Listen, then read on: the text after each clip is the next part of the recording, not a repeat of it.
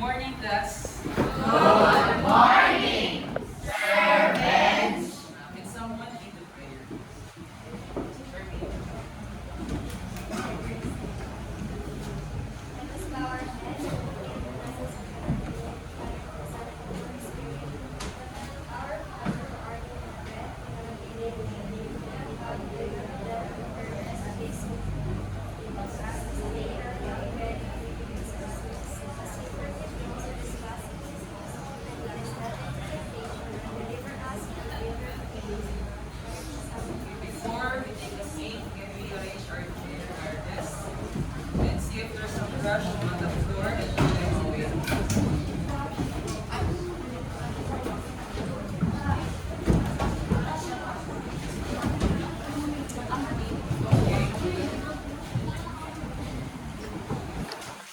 Now, may I ask someone, what is the recent topic in our module? Ask mo. Sir, the last topic is all about curriculum implementation. So, before we start our lesson today, we will have a short activity. So, I will group the class into two.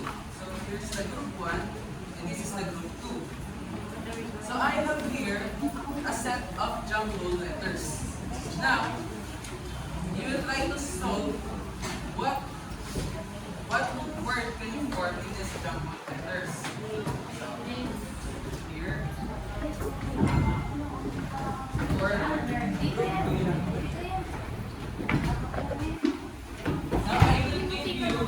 Now I will give you 3 minutes to solve that. Then pick a representative to explain what the meaning, or in your own words, what is the meaning of the word. Okay, we start now.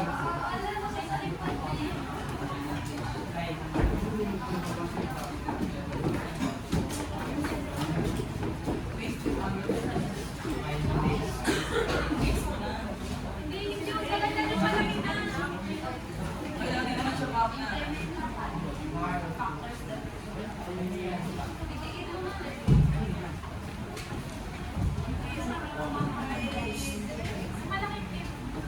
Abag.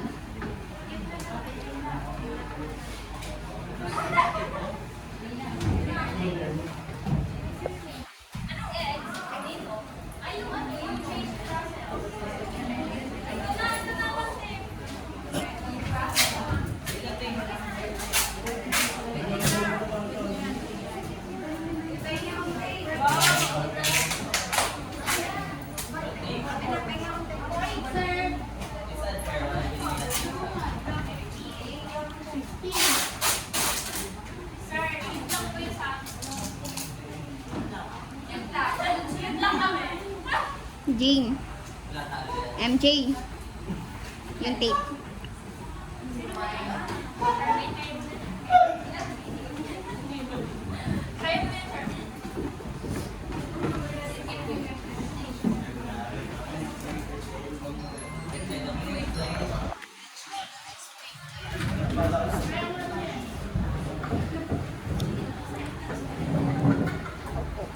So may representative na ba kayo to explain to me?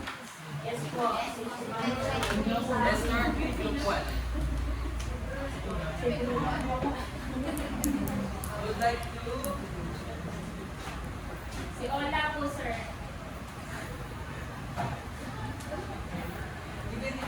even if it's in your own words. Yes. Find his own words. Find the meaning niya. One, anyone?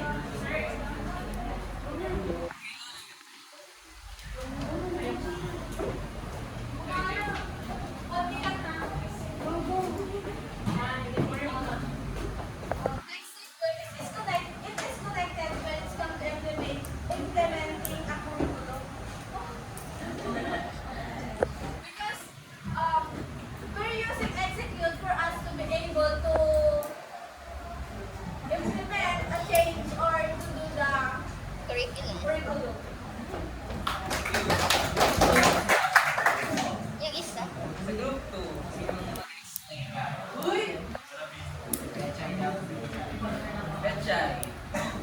Ako naman. So ano implement? So ang Tagalog word is pagpapatupad.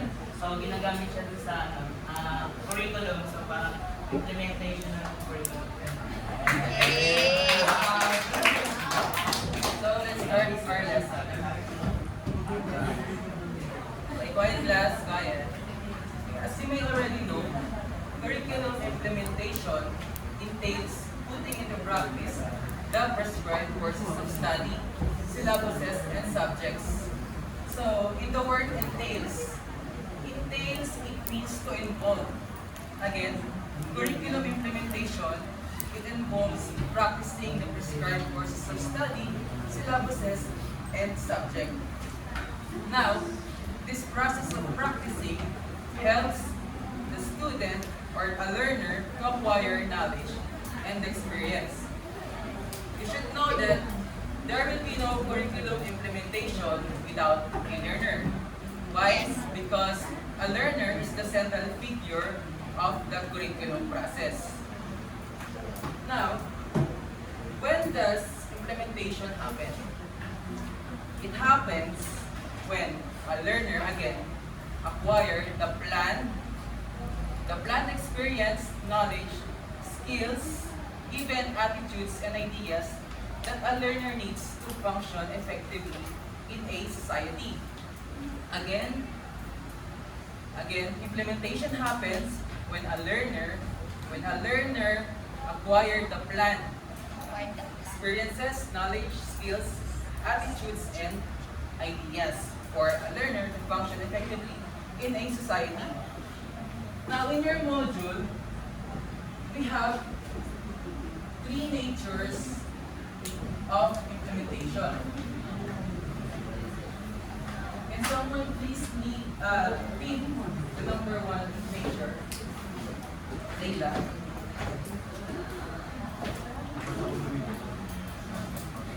Focuses on the actual implementation of the curriculum from the national level to the local school context. Okay, thank you.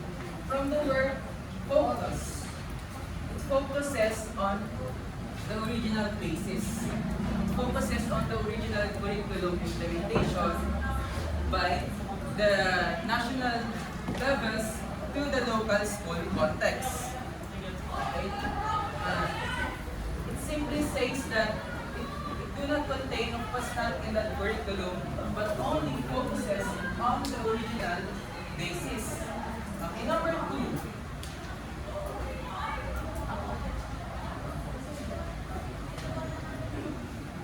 April. It describes the dynamics of how various curriculum workers strive to do their functions in order to attain educational goals, programs, and policies set by the country, region, division, district, and down to the local school level. Each of these levels has specific functions. Thank you. Now, what does it describe? It describes the efforts of the curriculum workers to do their function in attaining the educational goals of the country down to the local school level. Again, what does it describe? It describes the efforts of the curriculum workers to do their function in attaining the educational levels. Okay, let's proceed to number three. Ismaila.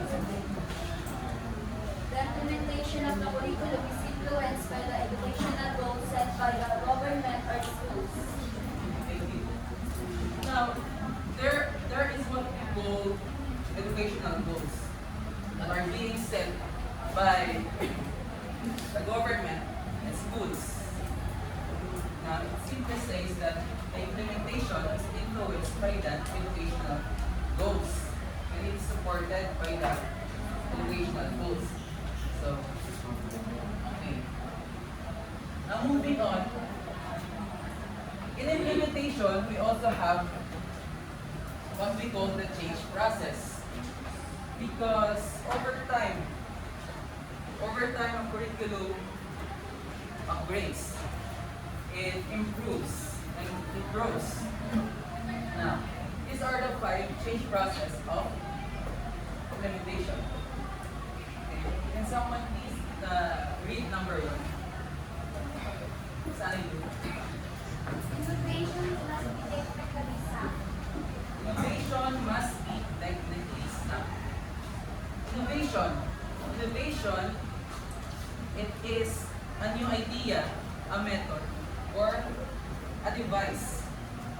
So, here it says that innovation, or a new idea, a method, or a device must be well constructed. Because,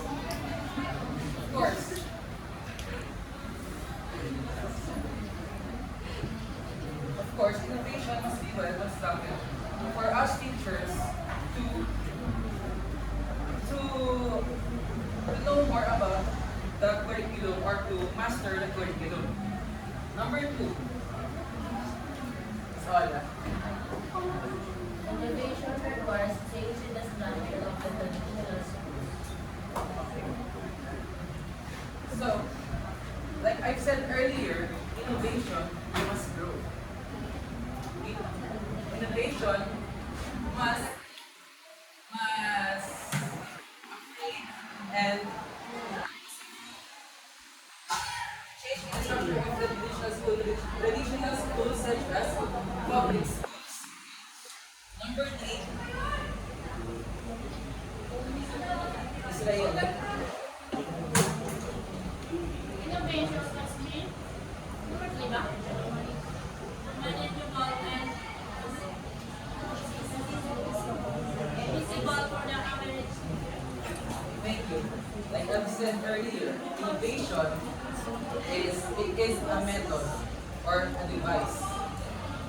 So that method and that device must be handleable by all types of teachers. For example, module. That module must be capable of managing by all types of teachers. Okay?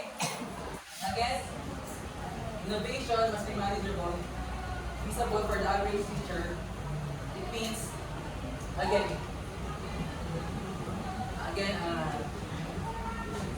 that the innovation must be handleable, and that innovation must be capable of managing by all types of teachers. And number 4, is Jamaica. Implementation of success and change of the business by organic rather than by Implementation of successful change should not be complicated or cost long days. It should be organic, meaning the change process must be natural. Okay? Again, number 2, it talks about the system of the traditional schools over years upgrades and improves, so that implementation should not be hard for them to change or so again sorry about that. Meaning the efforts should be natural. It simply says efforts must be natural in the change of the implementation and change process. Yeah. Number 5, last. Sir Gina. Avoid the do something or do anything silly. Okay, from the nature of the implementation earlier, it focuses on the original basis. Okay. Same as the number 5, it do not contain of what's not in that line of the curriculum, but focuses on what's really on the curriculum or on its original basis.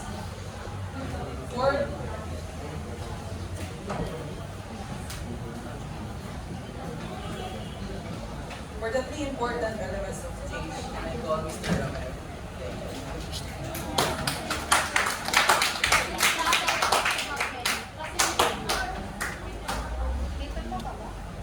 po, na perma po. Good Pag morning, ano. class.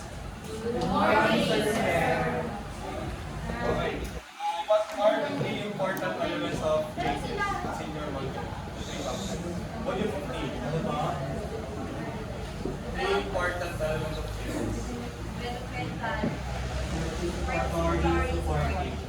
Okay.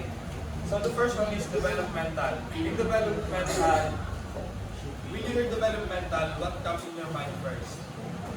Develop. Improve. How to improve. Each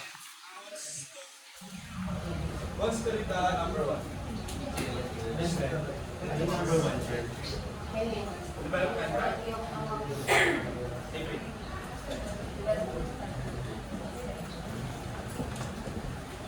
It should be developmental in the sense that we should develop multiple perspectives, increase innovation, and make learning autonomous, create a climate of openness and trust, and accommodate and affirm strength of the group. Thank you, Ms. April. Developmental, they should be more open to students that create more open climate to students where they can trust the strength of the teacher. So the next one is participatory. For curriculum implementation, is activity, participatory, especially because other stakeholders like peers, school leaders, veterans, and community, especially if are necessary. Okay. Stakeholders are important because they are the ones who create and implement the curriculum. So this needs parents and stakeholders and other curriculum experts. Okay, the next one, last one, is Leila. Material support like supplies, equipment, and conductive learning environment like classroom and laboratory should be made available. Likewise, human support is very much needed. Okay, so the support team, this should be conducive. What do you mean by conducive? Yes. Joy. Permission to speak Tagalog po. When we say conducive po, ito po yung parang na ano, yung environment po is parang ano yung nakakapag ano ba to? Hindi yung parang na ano yung student na lalong mas aral kasi parang yung environment nila is okay, parang ganun yung positive. Oo, positive environment, parang ganun po. Okay, or in short, helpful. Yes po. Okay. At it's Helpful. helpful. Conducive or helpful. Yun yung meaning ng conducive. So, for the learning environment, this should be supported by classroom, laboratories, computer labs, especially nowadays that we are entering a technology era. So, that is needed for the facilities. And the next one is factors that influence curriculum implementation. Who wants to read the number one? The teacher. By the way. The teachers must be involved in curriculum planning and development so that they can implement and modify the curriculum for the benefit of their learners. Okay, the teachers, they are the one who implements the curriculum and modify it for the learners so they can absorb the topic or lesson much more easily. Okay? Okay, number two. Atanet. The learning factor influences teachers in their selection of learning experiences. Hence, the need to consider the diverse characteristics of learners in implementation. For example, home, background, and learning ability can determine what is actually achieved. Okay, the learners are the one who uses the curriculum. So the teachers modify it so they can use it easily, much more easily, like at their home or like in the pandemic, they made a curriculum that students can use while at home. Okay, the next one is resource material and facilities. Mildred. Resource materials and facilities. From your experience, you are aware that no meaningful teaching and learning takes place without adequate resource materials. This applies to curriculum implementation as well. Education should supply schools with adequate resource materials such as textbooks, and teaching aids, and stationery in order to enable teachers and learners to play their roles satisfactorily in a curriculum implementation process. Okay, resource and facilities. So since we say these resource and facilities, they're implying two facilities that the student can use, like textbooks, TV, teaching aids, and for example projectors. That's the resource and materials that the teacher can use. So for the next one is Sir Carl. Romel Bayana. Good morning, everyone. So for the continuation of our discussion, miss kayo lang in the school environment.